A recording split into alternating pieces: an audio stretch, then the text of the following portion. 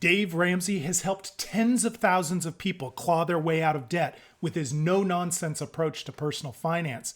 It's great that people are able to get out of debt, but I get personally uncomfortable when he spreads patently bad information. And he does it with such patronizing glee. So I wanted to go through this particular video and tell you why, in this case, Dave Ramsey doesn't know what he's talking about. Let's first listen to the question he got from one of his listeners. Today's question comes from Diane in Arizona. My husband and I are in baby step 2 and are working hard to pay off our debt. The one issue we struggle with is not using credit cards. We use them to pay our utilities, groceries, and other monthly bills, but we never carry a balance. By doing this, we're able to travel for vacations for free using our points. What's wrong with doing this if we're not going into more debt? The age-old question, Dave. It's no secret that Dave Ramsey hates credit cards, and I get it. Credit card debt is one of the most common ways people lose their financial freedom. But this couple's question isn't about whether they should avoid credit cards because they can't control their spending. They are asking why they shouldn't be able to use credit cards when they are being financially responsible. And this is the crux of the issue. They get some free stuff. What's the harm? Right? So we should clue in Bank of America and Chase what portion of their marketing is working the best. And it is this crap. The vacations, the points. This is the one. This is the one that's got people believing in stupidity still after all this time. Yeah. And we dug into this with an ex-Capital One insider. Okay, what did they say? She said they run 10,000 experiments a year. I've been in corporate America. I've managed analytics groups. Let me tell you that a lot of these tests are really no more complicated than figuring out which email subject line gets people to open the email. So let's not pretend this is evidence of a vast conspiracy to put you into debt. On people to figure out what's going to get them to spend more, to use the points. And one of the biggest ways they do it is through the points. He blew over that pretty fast, didn't he? It sure is easy to say that credit card companies are running all these tests to see if they can get people to spend more. But what does that really even mean? Credit card companies are not actually in the business of trying to get you to spend more money at Target. Honestly, why would they waste their marketing budget on that? That isn't really what's important to them.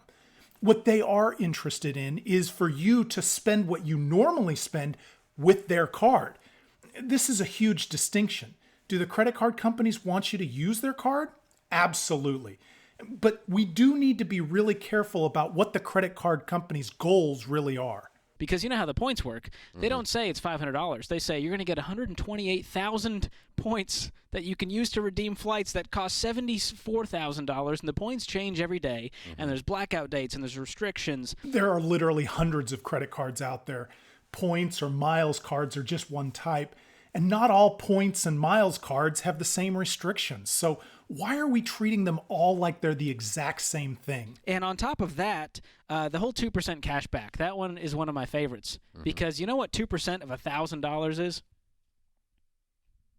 $20. $20 to spend $1,000, and that's not a great deal. This is ridiculous. Yeah, the math is right in terms of what 2% is. But the person who sent in the question mentioned that they are using their credit card to pay their utility bill. Do you think that this couple would really go without utilities if the evil credit card company hadn't tricked them into thinking that they wanted power and water in order to earn cash back? Cash back in that case has nothing to do with spending habits. So let me get this straight. If you spend $10,000, you get $200. Ding, ding, ding. That'll make you rich. Yeah. Spend 10,000, get 200. That's a formula for wealth building right there. Yeah. This line of reasoning shows that they really don't have a serious argument. No one is going into Target today thinking that all they need to do is spend $10,000 and they can earn $200 back. Not only is it ridiculous to think that's what's going on through people's heads, but it isn't actually how human psychology works. And in fact, Dave Ramsey has built an empire on the reality that people don't think ahead when it comes to their buying habits or how they manage their money. But here they are suggesting that when it comes to credit cards, people are thinking way ahead of all this money that they're going to earn through their credit cards. Now, the psychology of credit card companies is that they are trying to give you the incentive through points to use their card on the purchases you were going to make anyway. We did an analogy. Did you people go to grade school? Listen, Diane, here's the thing. We did this analogy in the podcast about Chuck E. Cheese. Because this is what it reminded me of, Dave. You go to Chuck E. Cheese, Oh my and God, Dad it gives you a is. $10 bill, and you get these coins. It's the claw on Toy Story. Yes. Yeah. So you get your coins, and you're so excited to spend those coins that you spent $10 on, and you go and you get all the tickets, and you get 400 tickets, and you go to the table at the end of the day, and you go, wow, I can get any prize. And they go, no, you get sticky hands and a pack of gum. And you go, wow, I spent $10 for sticky hands and a pack of gum. That cost a quarter. Yeah, and you go, I got screwed. Yeah, I think. It may sound like a clever analogy, but the difference is that nobody goes to Chuck E. Cheese buying toys. What Chuck E. Cheese is selling is an experience, and part of that experience is the idea that your play results in a prize. People who use shopping as a form of entertainment have a totally different problem that has nothing to do with credit cards. So here's the thing. I don't have big buildings, Dave. The credit card companies do. They're sponsoring every stadium in America, and they're doing it with billions of dollars that they're making off of the backs of these people who are overspending. Like you. Yes. Yeah. Is the credit card business a big business? No question. Do they make a lot of money? Absolutely. Are they a big business because credit cards convince you to spend more money? This actually is a complicated question. Social science research shows that people are more likely to spend when using plastic than when using cash. When we spend cash, we tend to feel the pain of losing it in a way that we don't feel that pain when we're using credit cards. This has been well documented, but this, I think, is a human nature phenomenon, not a nefarious credit card company plot. So should we go back to cash? I am personally not comfortable advising people to go back to cash. We have been moving into a cashless society for 2 generations. Money has become digital. It's not going to go back. And it probably is better that we learn how to deal with digital payments responsibly rather than pretend that we can put that genie back into the bottle. So here's the thing.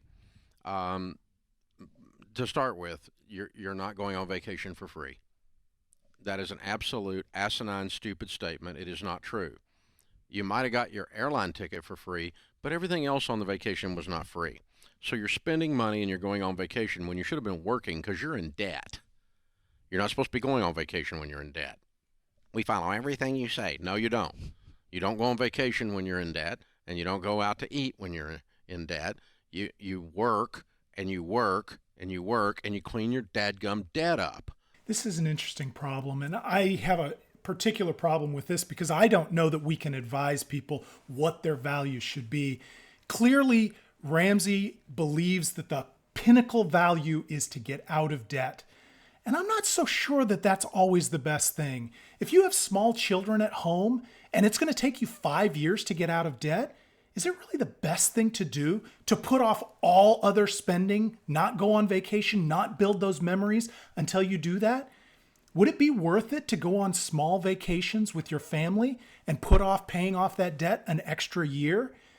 Maybe it's a question of what is the most important thing in your life and how do you prioritize that and how do you balance that with the need to get out of debt and to make your financial future better? The intellectual arrogance that is required for you to think that you are taking on billion-dollar companies who have algorithms that know what bottled water you drink, and you are somehow beating them, and you're fleecing them. You're getting an airline ticket, and it doesn't cost you anything.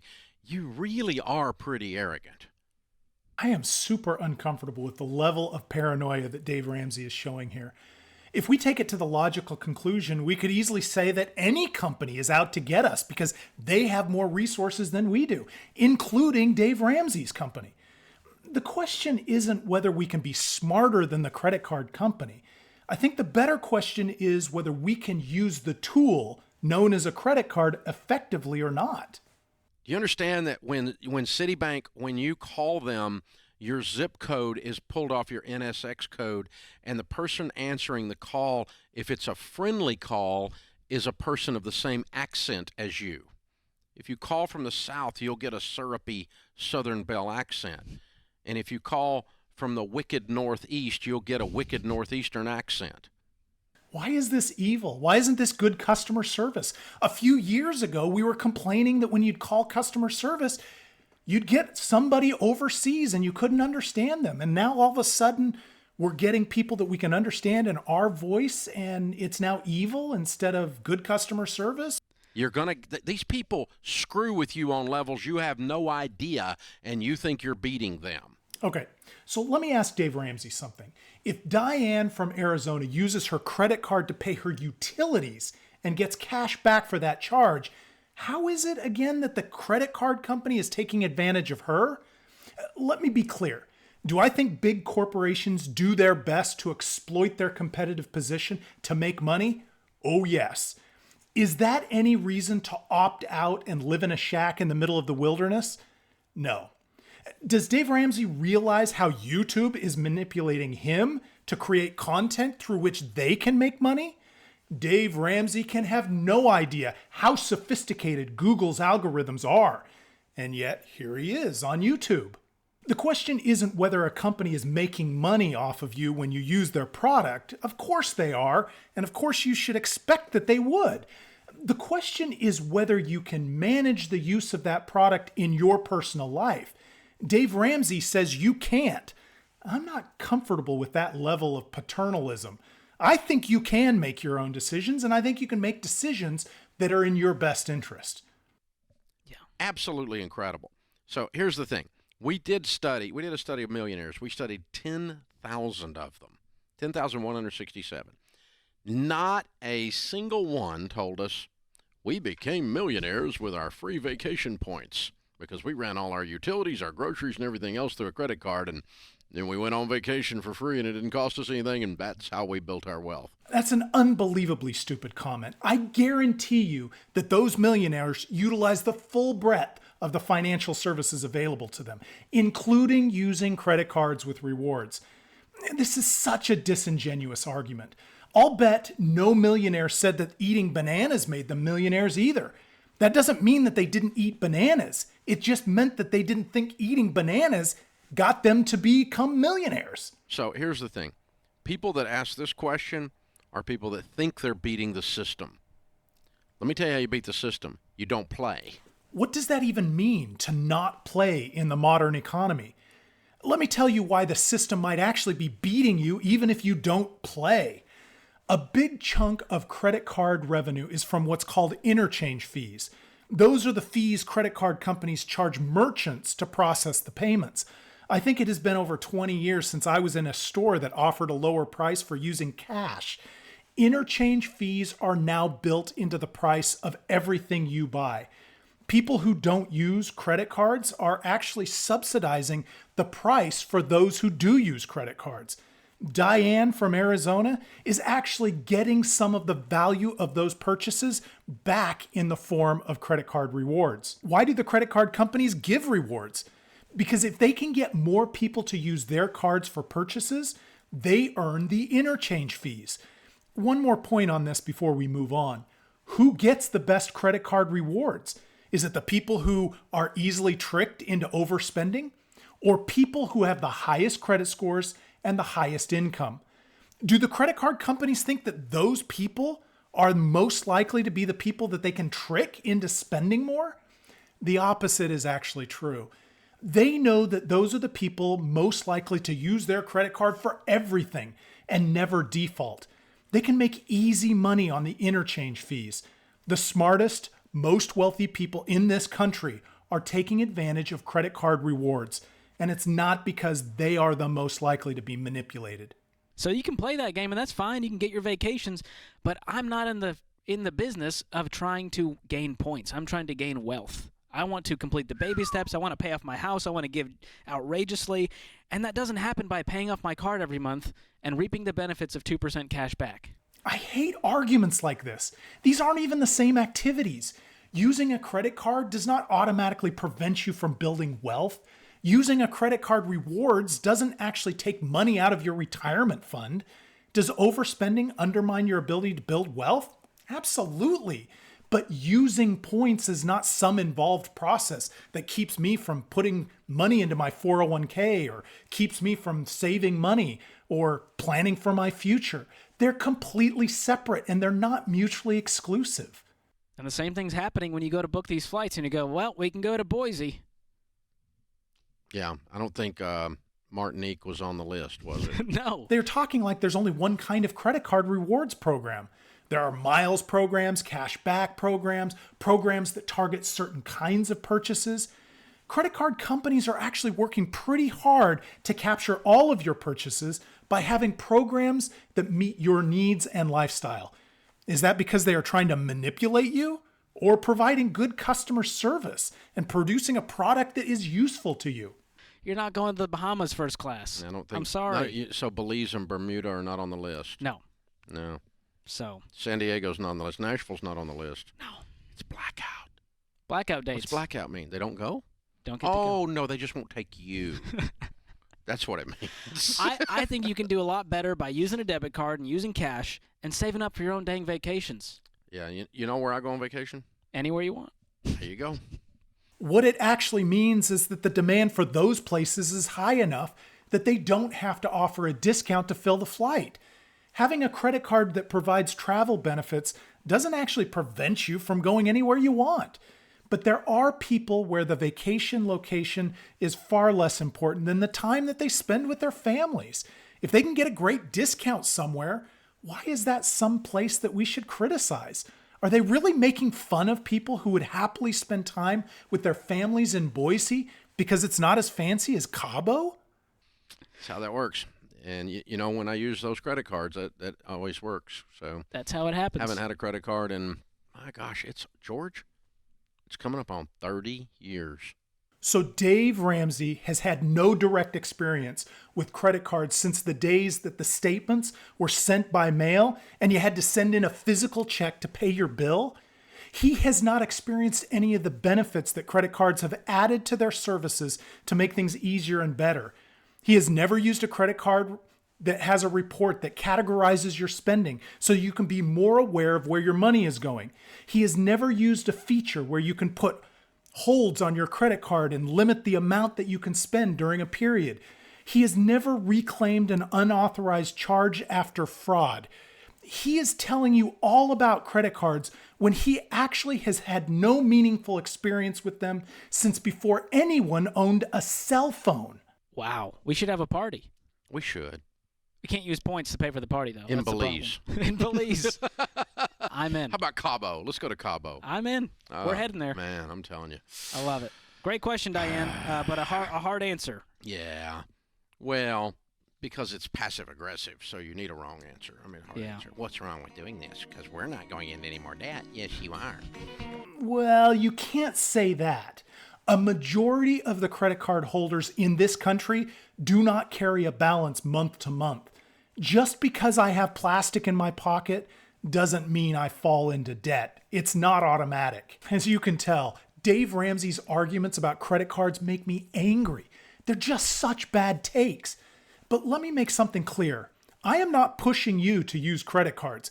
What I am arguing is that people should be given good information and let them make their own decisions. If your financial well-being would be better without credit cards, don't use them. Credit cards are a tool, and like any tool, they can be effectively used or misused. If you have any other videos you'd like us to react to, leave a comment below. Please subscribe to our channel, and thanks for watching.